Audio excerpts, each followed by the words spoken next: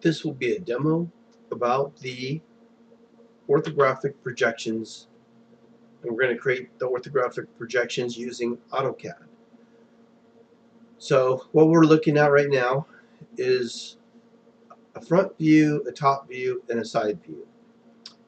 This here is known as the front view. Honestly, I would call this a side view, and I would call this the front view. And I would call this the top view.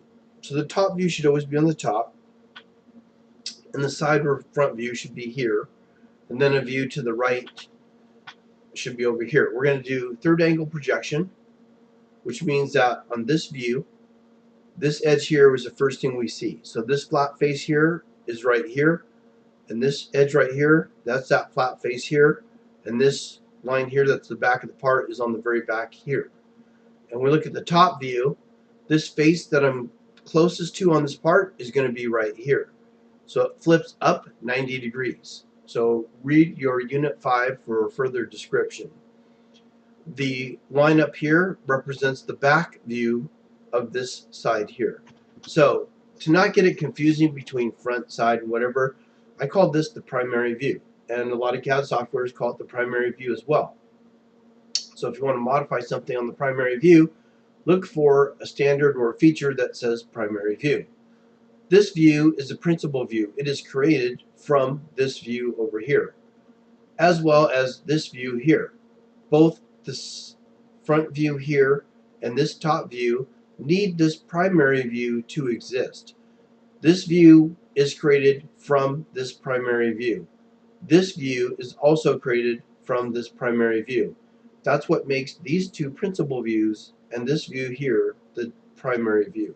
So I will refer to them as primary and principal views versus top, bottom, right, left, whatever. All right, so this was built using construction lines. When I open this up, I have my construction lines turned off.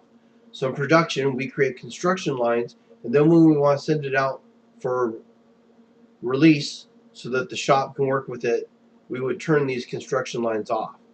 To work with it, we turn the construction lines on. And what you can see here is all these lines are connecting, these views together. So see, all these lines here are projected up, and they tie into this view, and all these lines here are projected here, and they tie those views in together. This line here is a 45-degree angle, is known as a miter line.